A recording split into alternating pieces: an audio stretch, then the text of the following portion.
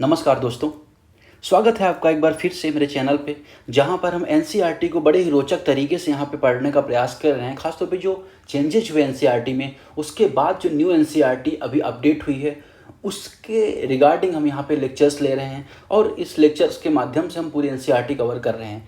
साथ ही हम एडिशनल जो फैक्ट्स होते हैं उनको भी देखते हैं, जिससे अगर एग्जाम्स में क्वेश्चन आए तो आसानी से आप कर पाओ। आपको पता है कि एनसीईआरटी का योगदान यूपीएससी, स्टेट पीसीएस में बहुत ज़्यादा रहता है। अब क्योंकि एनसीईआरटी में कुछ चैप्टर चेंज हो रहे हैं तो पॉसिबिलिटी है यहाँ पे क्वेश्चंस बनेंगे। तो आइए शुरू करते हैं। आज का जो एक लेक्चर है इंडिया दैट इज़ भारत, उसमें हम क्या देखेंगे, उसमें हम जान लेंगे कि भारत और उसकी ऐतिहासिक पृष्ठभूमि के बारे में। क्या आप जानते हैं कि भारत, जिसे इंडिया या भारत कहते हैं, इसे सप्त सैन्धव भी कहा जाता है, इसे भारतवर्ष भी कहा जाता है, इसे जम्बूद्वीप भी कहा जाता है, इसे हिंदुस्तान भी कहा जाता है, इसे यिंतु भी कहा जाता है। तो ये पूरी यात्रा कैसी रही है, ये पूरी यात्रा जो भारत को अलग अलग नामों से, अलग अलग पहचानों से भारत को जोड़ती है, तो इस यात्रा को हम यहाँ पे देखेंगे और यूपीएससी अप्रोच से हम हैंडल करने का प्रयास करेंगे। क्योंकि आपको पता है कि यूपीएससी में क्वेश्चंस बन सकते हैं। इसमें से जैसे क्या क्वेश्चन बन सकते हैं, एग्जांपल के लिए जो भारतवर्ष है, जम्बूद्वीप जैसी कॉन्सेप्ट्स हैं, भारत की जो संस्कृति है उसकी एकता को दर्शाता है, कमेंट कीजिए। फिर यूनिटी एंड डाइवर्सिटी से रिलेटेड जो क्वेश्चन बने वो भी आप यहाँ से बता सकते हैं। भारत के इतने सारे नाम हैं, वो अपने आप में डाइवर्स नाम ही है, डाइवर्स कंट्री ही है ना। तो इस तरह के आप चीज़ें बता सकते हैं। ठीक है, तो आइए शुरू करते हैं, बात करते हैं। आज के जो टाइटल है उसमें अगर आप देखेंगे श्री अरबिंदो जी का यहाँ पे कोट है। अब श्री अरबिंदो जी का कोट यहाँ पे क्या बता रहा है? श्री अरबिंदो जी का कोट यहाँ पे कहना चाह रहा है कि जो भारत की in India at very early time the spiritual and cultural units was made complete and become the very stuff of the life of all this great search of humanity between the Himalaya and two seas. तो अरविंद जी का यहाँ पे कहना है कि भारत बहुत समय से, बहुत पुराने समय से जो आध्यात्मिक है, स्पिरिचुअलिटी है और सांस्कृतिक है, इसकी एकता बन गया है। अब ये जो यूनिटी है ना, इतनी गहरी है कि लोगों को स्वाभाविक रूप से अपना हिस्सा बना लेती है, स्वाभाविक रूप से आपस में जोड़ लेती है। चाहे प्रांत हो, चाहे भाषाएं हो, चाहे जो भी हो, उसे आपस में जोड़ने का प्रयास करती है। इसमें एग्जाम्पल अगर आप कैसे देखें, आप जानते हैं कि रामायण व महाभारत उत्तर भारत की कहानियाँ हैं, रामायण महाभारत। लेकिन अगर आप देखेंगे कि दक्षिण भारत में भी, अगर आप देखें दक्षिण भारत में भी इन्हें बड़ी श्रद्धा से पढ़ा जाता है, बड़े आदर से पढ़ा जाता है। फिर काशी, पुरी, द्वारका, रामेश्वरम जैसी कथाएं आपस में एक दूसरे से जोड़ के देखते हैं। तो भारत का जो दर्शन है ना, वो पूरे भारत को ही, भारत का इतिहास पूरे भारत को जोड़ता है। तो आइए आज के जो लेक्चर्स में हम देखेंगे how do we find India, what was the ancient name of India. तो इन सारी चीज़ों को हम यहाँ पे देखने का प्रयास करेंगे। ठीक है, अब अगर हम देखें यहाँ पे, तो आप यहाँ पे मैप दे सकते हैं कि यहाँ पे इस रीजन को हिंदू कुश बोला जा रहा है। इस पूरे रीजन के बारे में हम यहाँ पे बात करेंगे। इसे इंडियन सब कॉन्टिनेंट या भारतीय उपमहाद्वीप बोला जाता था। क्या बोला जाता था? भारतीय उपमहाद्वीप या इंडियन सब कॉन्टिनेंट। ठीक है ना, उपमहाद्वीप। ठीक है, अब अगर हम बात करें, पहला जो पैराग्राफ है कि today India we know the modern nation with defines border, defined state and no population. तो आज का जो भारत है वो हमें कैसा दिखता है? आज का जो भारत हमें कैसा दिखता है? तो अगर आप देखेंगे तो आज का जो भारत है ना, उसकी सीमा स्पष्ट है। सीमा मतलब बाउंड्री उसकी स्पष्ट है। उसके राज्य, कितने राज्य हैं आपको पता है? 28 राज्य हैं, यूटीज़ हैं। उसकी जनसंख्या आपको पता है कि 1,140 करोड़ यहाँ की जनसंख्या है। लेकिन अगर आप पिछले 500, और इसका नाम पता है। नाम कैसे पता है? नाम बताता है हमारा संविधान। हमारे संविधान का आर्टिकल 1 क्या कहता है? अगर आप देखेंगे part 1, the unity and it's territory, India that is Bharat. Bharat जो कि इंडिया है, वो कौन बता रहा है? कॉन्स्टिट्यूशन बता रहा है। तो आज तो नाम हमें बता रहा है, लेकिन क्या 500 साल पहले कोई ऐसा कॉन्स्टिट्यूशन था जो भारत का नाम बताता था? क्या 2000 साल पहले कोई कॉन्स्टिट्यूशन था? क्या 5000 साल पहले कोई ऐसा था? 5000 साल पहले या 2000 साल पहले भारत बिल्कुल अलग था। उस समय आज की तरह उसे इंडिया नहीं कहा जाता था, या उसकी लैंड बाउंड्री ये नहीं थी जो आज हमें देखने को मिलती है। उसे अलग अलग नामों से जाना जाता था। अगर आप 2000 साल पहले जाएंगे तो 2000 साल अगर पहले देखेंगे आप, तो क्या पाएंगे कि 2000 साल पहले भारत को जम्बूद्वीप या भारतवर्ष कहा जाता था।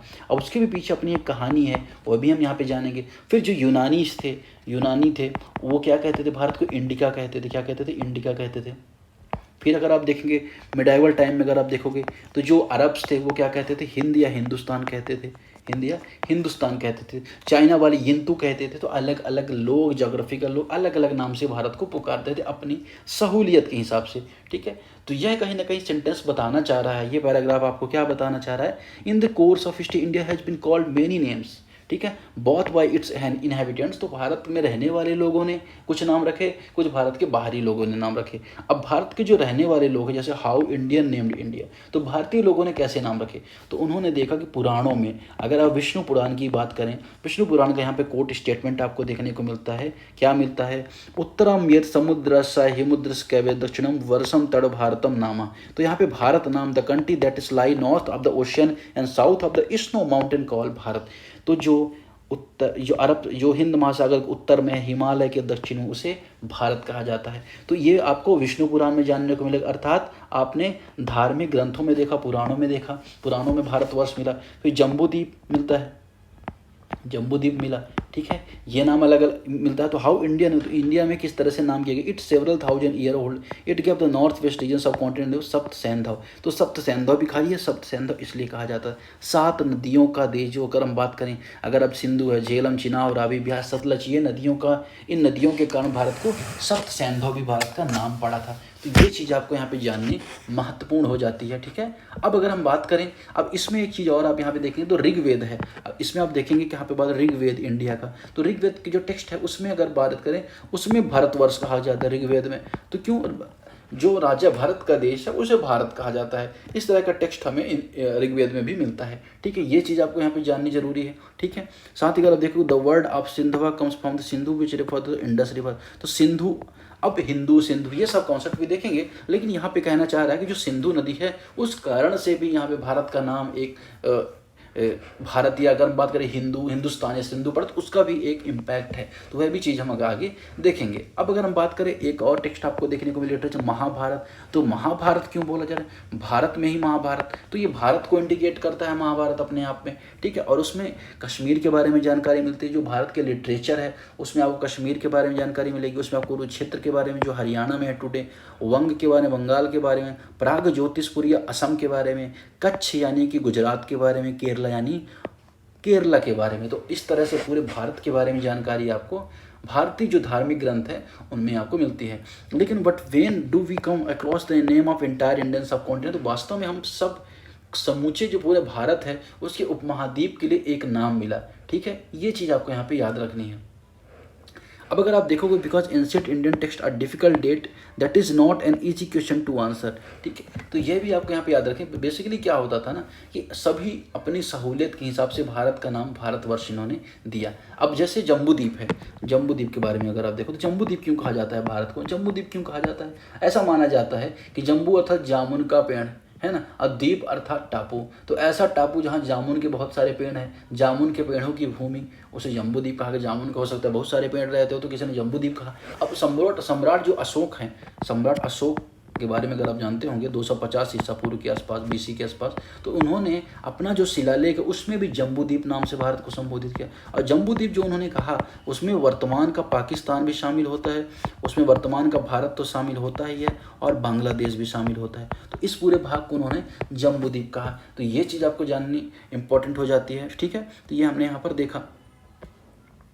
अब अगर हम देखें यहाँ पर कि the first term Bharatvarsh clearly extend the entire subcontinent in text include the name of numerous rivers of peoples. Bharatvarsh mean the country of Bharat. तो भारत का जो देश है उसे भारतवर्ष कहा गया, जिसका ऋग्वेद में भी उल्लेख मिलता है, बहुत सारे वैदिक लिटरेचर में भी आपको देखने को मिलता है। सेकंड टर्म यहाँ पे जम्बूद्वीप के बारे में उल्लेख किया गया, मैंने जम्बूद्वीप के बारे में बताया। फिर मैंने यहाँ पे अशोक के बारे में भी आपको बताया कि अशोक ने अपने शिलालेख में किस तरह से भारतवर्ष या जम्बूद्वीप शब्द का इस्तेमाल किया है। तो इस पूरे रीजन को उन्होंने जम्बूद्वीप इंडिकेट किया है, ठीक है। ये चीज़ आपको यहाँ पे याद रखनी है। तो जम्बूद्वीप के बारे में हमने यहाँ पे देखा, भारत के बारे में हमने यहाँ पे देख लिया। अब हम आगे देखेंगे, अब आगे हम देखेंगे कि जो Bharat in it is interesting to note that different part of country adopt similar definition of India for instance a poem of ancient Tamil literature. तो एंशिएंट अब अलग अलग जो धार्मिक ग्रंथों हैं ना उन्होंने भी इस नाम को लेकर सहूलियत जताई। जैसे अगर आप देखोगे तो जो तमिल लिटरेचर 2000 साल पहले लिखा गया, praise the king who name is known from the cape यानी Kumari in the south and from the great mountain in the north, from the ocean east on the west, you can now recognise the great mountain in the north, it should be difficult to identify cape Kumari, it look like Indian new their geographical. तो यह भी बताता है यह कि भारत में सिर्फ उत्तर भारत नहीं बल्कि दक्षिण भारत के जो तमिल लिटरेचर हैं उनको भी जब आप पढ़ेंगे ना तो आपको ये बात क्लियरली आइडेंटिफाई हो जाएगी कि जो हमारे पूर्वज थे या जो कहते हैं ना कि जो लिटरेचर लिखा कर उन्हें भी पता था कि भारत का विस्तार उत्तर में हिमालय से लेके दक्षिण में कन्याकुमारी तक है, और इस पूरे रीजन को भारतवर्ष उन्होंने कह के संबोधित किया। तो ये चीज़ आपको यहाँ पे जानने को मिलेगी। अब हाउ फॉरेन नेम इंडिया, तो विदेशियों ने भारत का नाम कैसे दिया, विदेशियों ने किस तरह से भारत का नाम दिया। जैसे अगर आप देखोगे, क्या देखोगे आप देखोगे कि जो भी लोग भारत में आए उन्होंने अपनी सहूलियत के हिसाब से भारत का नाम दिया। अब जैसे क्या एग्जाम्पल के लिए आपको ये चीज़ आपको पता होनी चाहिए कि जैसे ब्रिटिशर्स ने भारत को क्या नाम दिया, तो जब ब्रिटिशर्स के बारे में बात होती तो उन्होंने भारत को क्या नाम दिया, इंडिया नाम दिया।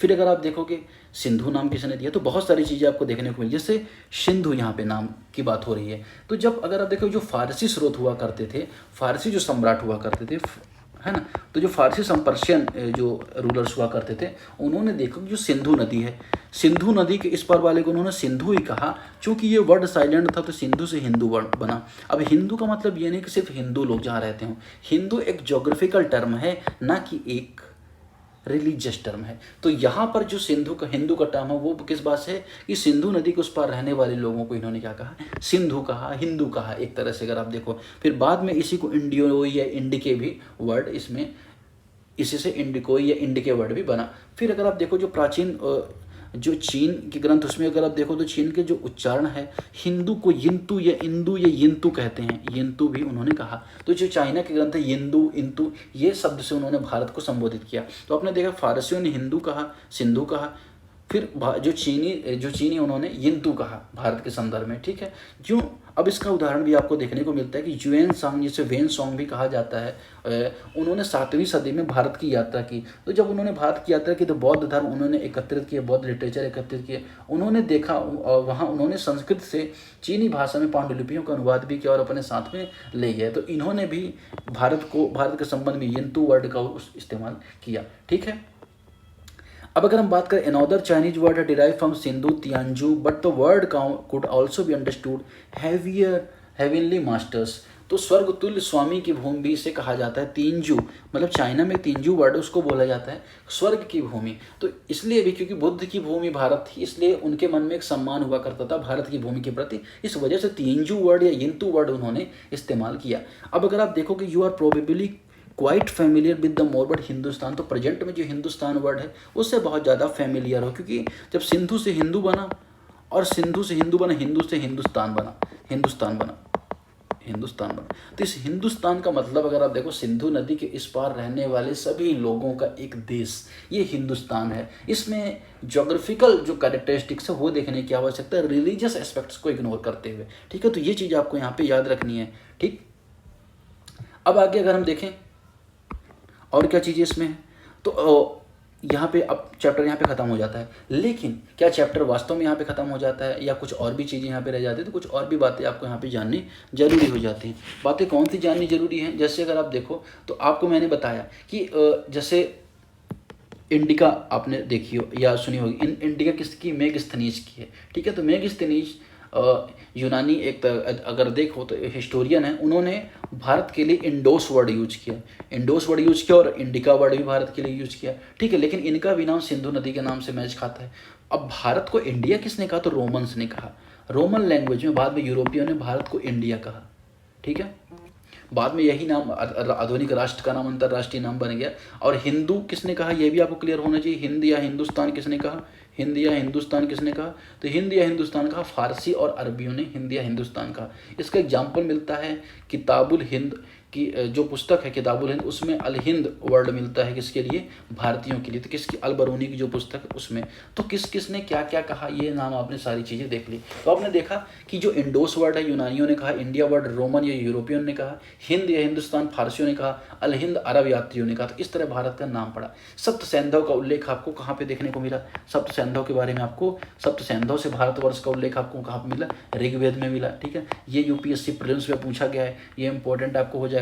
भारतवर्ष का उल्लेख आपको कहाँ मिलेगा, भारतवर्ष का उल्लेख आपको ऋग्वेद में तो मिलेगा ही, महाभारत और पुराण में देखने को मिलेगा। फिर जम्बूद्वीप शब्द का इस्तेमाल मैंने बताया कि अशोक के शिलालेख में मिला, महाभारत में देखने को मिलता है। तो इस तरह से अगर आपने देखा इस चैप्टर को हमने यहाँ पे समझा। अब ओवरऑल भारत का नाम क्या है यह हमें पता होना चाहिए कि भारत का नाम हमारा कॉन्स्टिट्यूशन का आर्टिकल बताता है इंडिया दैट इज भारत। तो भारत और इंडिया दो ही ऑफिशियल नाम है। Shall be union of state, मतलब भारत जो कि इंडिया है, राज्यों का एक संघ है। द स्टेट, अब आगे क्या बात हो रही है, the state territories there shall be the state there territories से फंड, ठीक है, जो भी यहाँ पे बोल रहा था इसका मतलब ये यहाँ पे कहना चाह रहा है कि भारत जो कि इंडिया है वो राज्यों का संघ होगा और राज्यों को कोई अधिकार नहीं होगा अलग होने का, सीधी सी बात है, ठीक है। तो प्रथम अनुसूची फर्स्ट शेड्यूल फर्स्ट आर्टिकल यहाँ पे इस बारे में बात यहाँ पे कर रहा है, ठीक है। तो आज का जो लेक्चर है, जो चैप्टर कहते हैं 5th चैप्टर हमने यहाँ पे खत्म कर दिया। इसी तरह चैप्टर 6 की तरफ बढ़ेंगे। आपको कैसा लगा, कुछ चीज़ें आपको ऐड करनी है या नहीं वो आप बताइए। Thank you very